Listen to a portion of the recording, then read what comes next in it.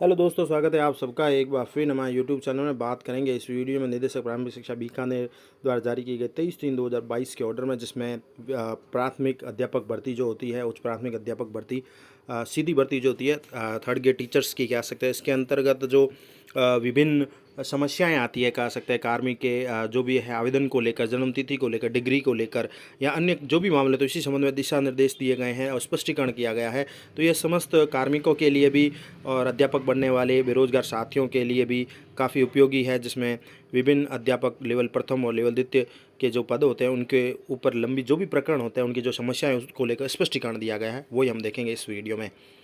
तो अध्यापक भर्ती 2021-22 अभी जो करंट चल रही है उसके अनुसार यहाँ बात कही गई है कि लेवल प्रथम के पदों पर दस्तावेज सत्यापन और पात्रता जांच के लिए सूचीबद्ध किए गए अभ्यर्थियों के दस्तावेज सत्यापन के उपरांत पात्रता जांच दल द्वारा विभिन्न कारणों से अभ्यर्थियों के प्रकरणों को लंबित रखकर मार्गदर्शन भी चाहा गया है। विभाग द्वारा जारी किया गया ये मार्गदर्शन जो है 31/12/2021 को जारी विज्ञप्ति और भर्ती के संबंध में दिशा निर्देश दिए गए हैं। साथ ही 10/2/2022 और 5/3/2022 के द्वारा आपको भेजाए जा चुके हैं। दस्तावेज सत्यापन के उपरांत पात्रता जांच दल द्वारा रखे गए लंबित प्रकरणों का निम्नानुसार निस्तारण करावा है। तो ये शिक्षा विभाग द्वारा निस्तारण दिया गया है, मार्गदर्शन दिया गया है दस्तावेज सत्यापन के उपरांत, और ये सभी कार्मिकों के लिए भी काफ़ी उपयोगी सिद्ध हो सकते हैं, चाहे वो सीधी भर्ती से ताल्लुक़ रखता हो चाहे न रखता हो। तो सीधी भर्ती में जो भी भाग ले रहे हैं उनके लिए तो उपयोगी है ये, अन्य जो भी कार्मिक उनके लिए भी उपयोगी रहेंगे, क्योंकि ये काम पढ़ते रहते हैं हमारे सभी जो बेरोजगार साथी है, युवा है, जो तैयारी कर रहे हैं, शिक्षक भर्ती की तैयारी कर रहे हैं, उन सभी के लिए और जो लगे हुए हैं। तो सबसे पहला कारण देखते हैं जो अभ्यर्थियों से संबंधित है, उनकी समस्याएं मार्गदर्शन है, वो उसका सुझाव इस प्रकार दिया गया है। शिक्षा विभाग द्वारा कि अभ्यर्थी दस्तावेज सत्यापन के लिए निर्धारित तिथि को अनुपस्थित रहता है, वांछित दस्तावेज अपलोड नहीं किए जाए तो क्या होगा। तो क्या इस प्रकार में किए जाने कार्रवाई के संबंध में ये मार्गदर्शन दिया गया है कि दस्तावेज सत्यापन के लिए अंतिम निर्धारित दिनांक है 24/3/2022 तक, अथवा विभाग द्वारा दस्तावेज सत्यापन के लिए जो भी तिथि बढ़ाए जाने पर निर्धारित अंतिम दिनांक अनुपस्थित अभ्यर्थी को दस्तावेज सत्यापन का अवसर दिया जाए। अभ्यर्थी को न्यू पोस्टिंग मॉड्यूल पर रजिस्ट्रेशन कराते हुए वांछित दस्तावेज अपलोड करने होंगे। तो ये यहाँ पर उत्तर दिया गया है। अंतिम तिथि बढ़ाए जाने पर निर्धारित अंतिम दिनांक अनुपस्थित अभ्यर्थी को भी दस्तावेज सत्यापन का अवसर दिया जाए। दूसरी बात है कि पात्रता जांच दल द्वारा क्या टिप्पणी अंकित करनी है। तो इस कार्य के पत्र के अनुसार यहाँ लिखा गया है कि पात्रता और अपात्रता के संबंध में अंकित की जाने वाली टिप्पणी के अनुसार पात्रता जांच दल और चेकलिस्ट के भाग में वांछित टिप्पणी अंकित करनी अनिवार्य है। यहाँ पर यह भी स्पष्टीकरण किया गया है डिग्री के संबंध में कि 2 डिग्री करते हैं एक साथ, तो यदि किसी अभ्यर्थी द्वारा एक ही सत्र में 2 अलग अलग विश्वविद्यालयों से संस्थानों से अलग अलग विषयों में नियमित रूप से और सहपाठी प्राइवेट छात्र के रूप में डिग्री डिप्लोमा अर्जित की गई, उनका क्या करना है। तो यहाँ पर शिक्षा विभाग ने स्पष्टीकरण दिया है राज्य सरकार के पत्र 4/5/2010, साथ ही दिनांक 9/4/2015 के अनुसार यदि किसी अभ्यर्थी द्वारा एक ही सत्र में 2 अलग अलग विश्वविद्यालयों से अलग अलग विषयों में एक नियमित और सहपाठी छात्र के रूप में अर्जित डिग्री या डिप्लोमा है तो वो मान्य होगी। दूसरी बात, यूजीसी की वेबसाइट पर दिनांक 21/4/2015 को जारी नोटिफिकेशन के अनुसार भी 2 डिग्री कार्यक्रम एक साथ जारी नहीं किए जा सकते, जबकि एक अभ्यर्थी एक साथ सहपाठी छात्र के रूप में और नियमित छात्र के रूप में एक ही विश्वविद्यालय या अलग अलग विश्वविद्यालय से अलग अलग रूप से, यानी एक नियमित रूप से एक सहपाठी के रूप में पाठ्यक्रम उत्तीर्ण कर सकता है। तो यहाँ क्लियरिफिकेशन है कि छात्र जो है एक साथ 2 डिग्री कर सकता है, और सहपाठी के रूप में चाहे नियमित के रूप में, अलग अलग रूप में। इसके साथ ही यदि माध्यमिक, उच्च माध्यमिक, स्नातक, डीएलडी की अंक तालिकाओं और डिग्रियों में अभ्यर्थियों के स्वयं का अथवा अभ्यर्थी के माता पिता के स्पेलिंग की त्रुटि हुई है तो क्या करना है। अभ्यर्थी के स्वयं के नाम या माता पिता के नाम में आवेदन करते समय स्पेलिंग की त्रुटि रहती है तो ऐसी स्थिति में संबंधित अभ्यर्थी से एक शपथ पत्र प्राप्त कर लिया जाए और अभ्यर्थी के नियमानुसार पात्रता जांच की जाए। नंबर 5 है महिला अभ्यर्थी के विवाह के उपरांत उपनाम में परिवर्तन होने पर क्या करना है। विवाह के उपरांत महिला के उपनाम में परिवर्तन होने पर वह उसका मूल नाम माध्यमिक अंक तालिका के अनुसार होने पर पात्रता की जांच की जाए। अभ्यर्थी द्वारा राजस्थान राज्य से भिन्न अन्य राज्यों से जो प्रारंभिक शिक्षा में द्विवर्षीय डिप्लोमा उत्तीर्ण किया है तो क्या करना है। राष्ट्रीय शिक्षा परिषद की वेबसाइट से संबंधित प्रशिक्षण संस्थान जहां से अभ्यर्थी के द्वारा डीएलड प्रशिक्षण प्राप्त किया गया है उसकी मान्यता की एक तो पुष्टि कर उसकी पात्रता की जांच की जाए। दूसरी बात है राजस्थान राज्य में जिला शिक्षा प्रशिक्षण संस्थान डाइट के अलावा अन्य निजी विश्वविद्यालयों से जारी डीएलड पाठ्यक्रम मान्यता एनसीटीई से है अथवा नहीं, इसकी पुष्टि की जाए। उदाहरण के लिए सिंघानिया विश्वविद्यालय, पचेरी, बड़ी झुंझुनू को एनसीईटी द्वारा बीएड अथवा डीएलड पाठ्यक्रम संचालन की अनुमति नहीं दी गई है। इसी प्रकार ओपीजेएस विश्वविद्यालय राजगढ़ चूरू को भी एनसीईटी द्वारा सत्र 2016 2017 से डीएल्ड पाठ्यक्रम संचालित करने की अनुमति दी गई है। इसके साथ ही राजस्थान राज्य में पंजीयक शिक्षा विभागीय परीक्षाएं बीकानेर को छोड़कर अन्य निजी संस्थान विश्वविद्यालय द्वारा जारी डीएल्ड पाठ्यक्रम की एनसीटी से उस वर्ष विशेष में जिसमें अभ्यर्थी द्वारा डीएल्ड के प्रथम वर्ष में प्रवेश लिया गया उस समय वर्ष में एनसीटी से मान्यता होने की अनिवार्य रूप से पुष्टि की जाए। इसके साथ अगला पॉइंट आता है, अभ्यर्थी को उच्च माध्यमिक में 50% से कम प्राप्तांक है। ऑनलाइन आवेदन में स्नातक की सूचना अंकित नहीं की गई है। अभ्यर्थी द्वारा ऑनलाइन आवेदन में भरी गई सूचनाओं के अनुसार ही पात्रता जांच की जाए। यदि किसी अभ्यर्थी के द्वारा ऑनलाइन आवेदन में केवल उच्च माध्यमिक परीक्षा के प्राप्तांक भरे गए हैं तथा स्नातक की सूचना नहीं भरी है तो केवल उच्च माध्यमिक परीक्षा के प्राप्तांकों का विज्ञप्ति के प्रावधान के अनुसार परीक्षण करके पात्रता की जांच की जाए। साथ ही आरक्षित वर्ग है EWS, OBC, MBC, SC, ST, SCH में सक्षम प्राधिकारी द्वारा जाति व अन्य प्रमाण पत्र ऑनलाइन आवेदन की निर्धारित अंतिम दिनांक के बाद का है तो क्या करना है।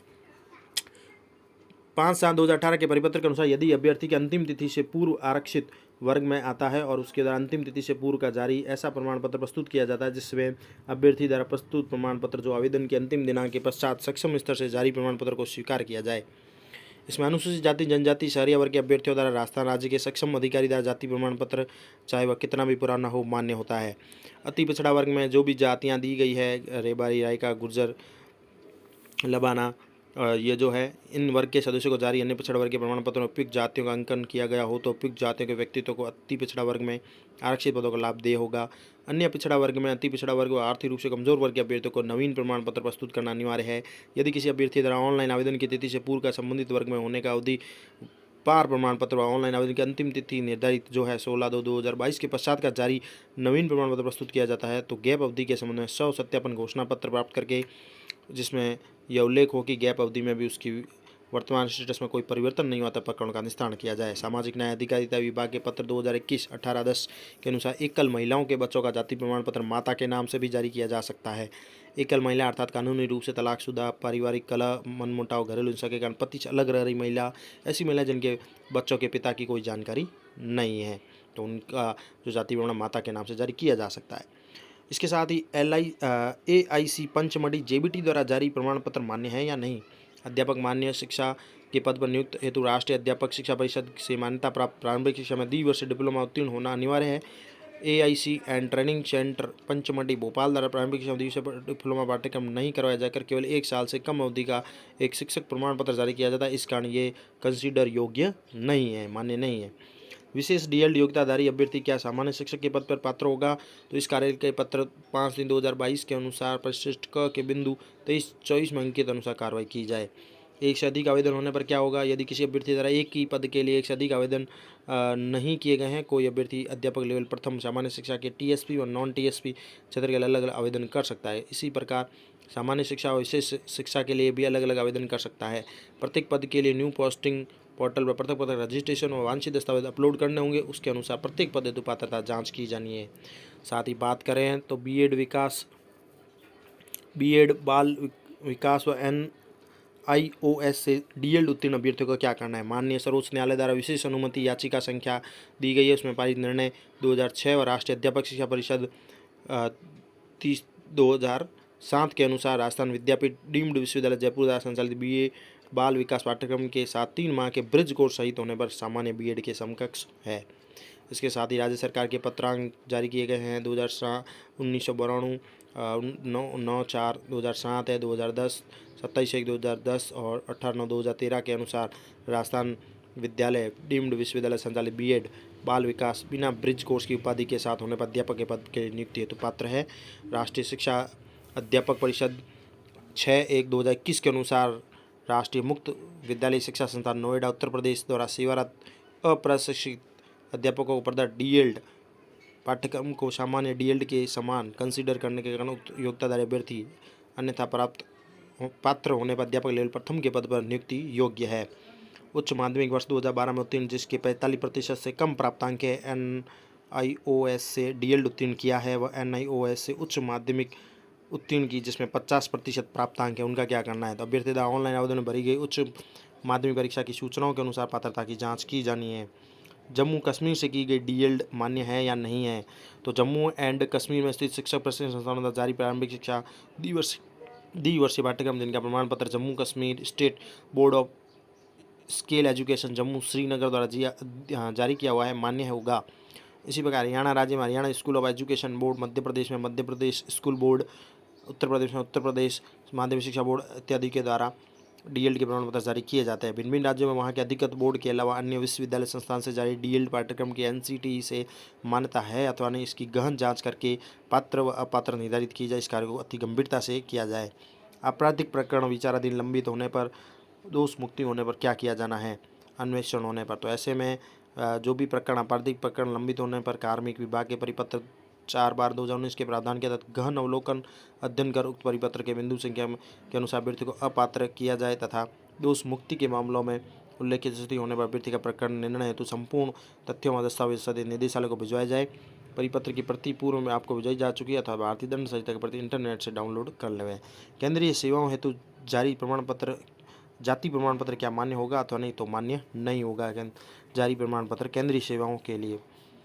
दिव्यांगता 2 प्रकार की है, दोनों का योग 40% से अधिक है, तो क्या उसे संबंधित दिव्यांगता की श्रेणी के पद हेतु लाभदेय होगा।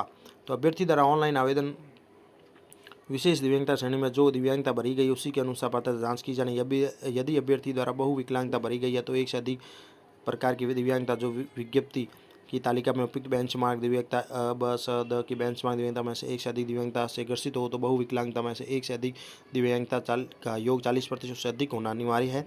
अभ्यर्थी द्वारा समूह अ, ब, स, द में से कोई दिव्यांगता समूह भरने पर उस समूह से संबंधित उपयुक्त बेंचमार्क दिव्यांगता 40% से अधिक होनी आवश्यक है। इसके साथ ही दिव्यांग अभ्यर्थी राजस्थान से भिन्न अन्य राज्य का है तो राजस्थान राज्य से भिन्न अन्य राज्य के दिव्यांग अभ्यर्थी को राजस्थान राज्य में अनारक्षित पदों का लाभ देय होगा। उसकी पात्रता की जांच राजस्थान राज्य के सामान्य वर्ग के दिव्यांग अभ्यर्थी के समान की जाए।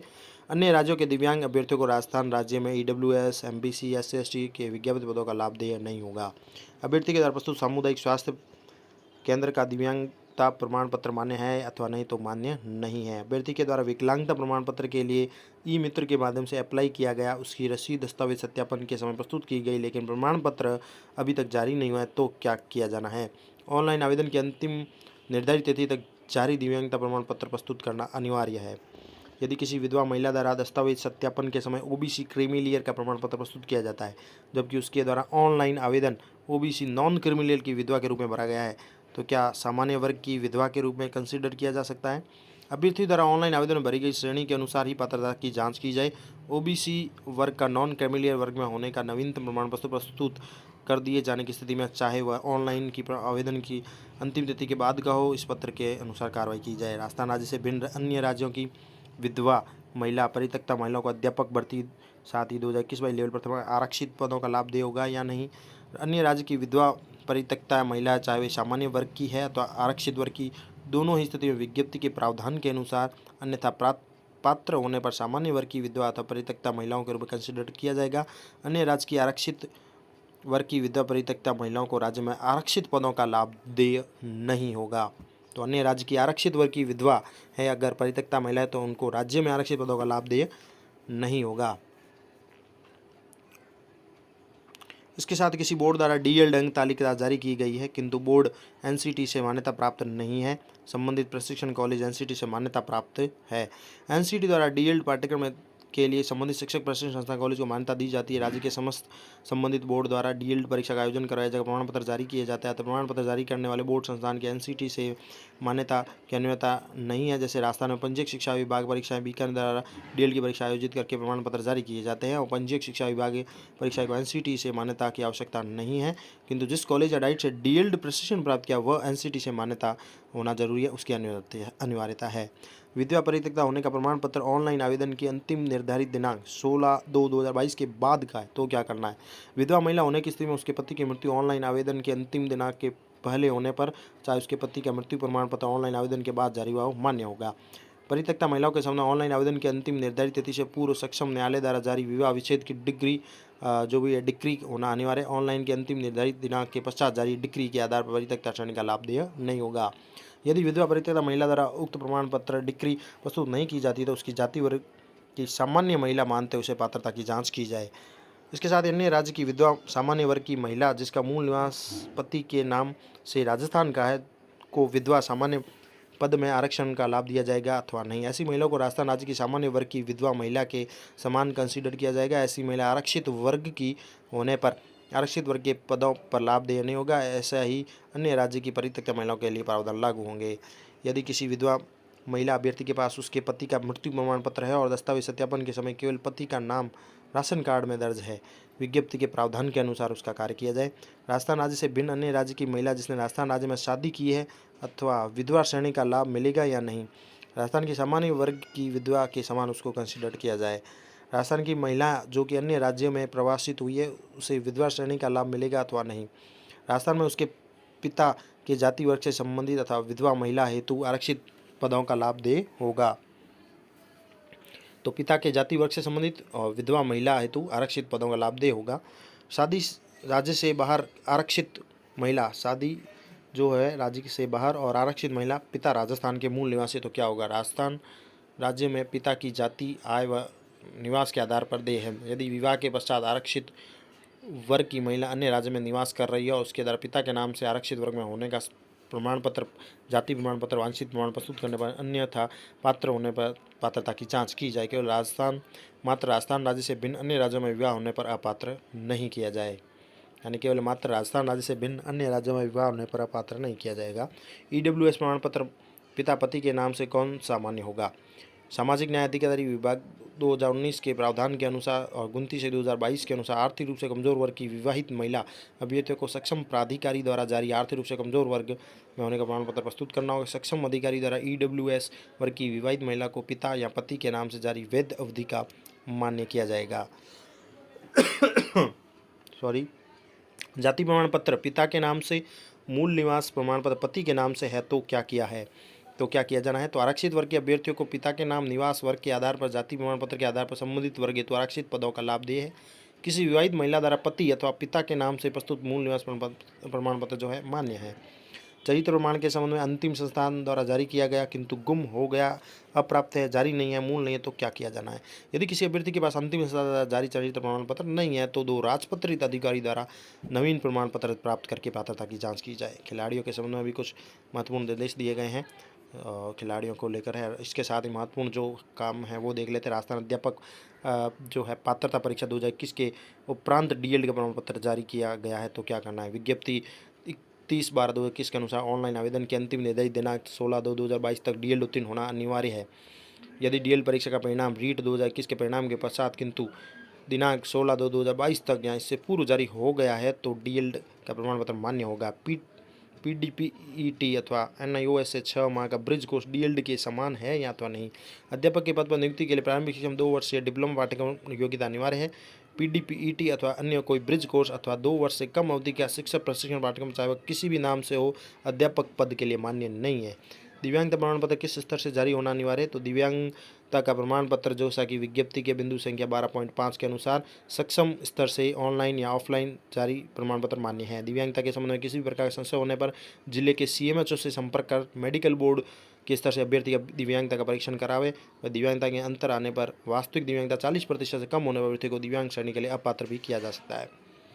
ऑनलाइन आवेदन में स्पॉट एक्ट, सर्विसमैन, विधवा परिता दिव्यांगता श्रेणी से नहीं भरा किंतु दस्तावेज सत्यापन के समय अभ्यर्थी के द्वारा संबंधित वर्ग का प्रमाण पत्र प्रस्तुत किया गया तो क्या करना है।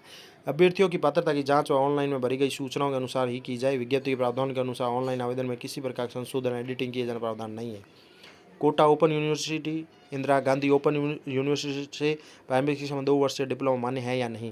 प्रारंभिक शिक्षा में 2 वर्षीय डिप्लोमा होने पर ही मान्य किया जाए। अन्य प्रकार के सर्टिफिकेट कोर्स जो 2 वर्ष से कम अवधि के मान्य नहीं होंगे। 2 वर्ष के डिप्लोमा होने पर ही मान्य होगा, नहीं तो नहीं होगा 2 से कम।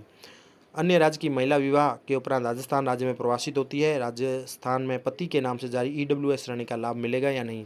अभ्यर्थी को EWS श्रेणी का लाभ नहीं मिलेगा। अभ्यर्थी को सामान्य वर्ग की महिला के रूप से कंसिडर किया जाए। राजस्थान राज्य से भिन्न अन्य राज्य की मूल निवासी राजस्थान में विवाहित विकलांग महिला अभ्यर्थी को विशेष योग्यजन श्रेणी का लाभ दे है अथवा नहीं है। राजस्थान राज्य के सामान्य वर्ग की दिव्यांग महिला के समान उसको कंसिडर किया जाएगा। विधवा महिला अभ्यर्थी जो कि राजकीय सेवा में पूर्व में नियोजित है, अभ्यर्थी के द्वारा उस सेवा को छोड़कर अध्यापक भर्ती में आना चाहती है तो क्या अभ्यर्थी को विधवा श्रेणी का पुनः लाभ मिलेगा। नियमानुसार विधवा वर्ग हेतु आरक्षित पदों का लाभ दे होगा।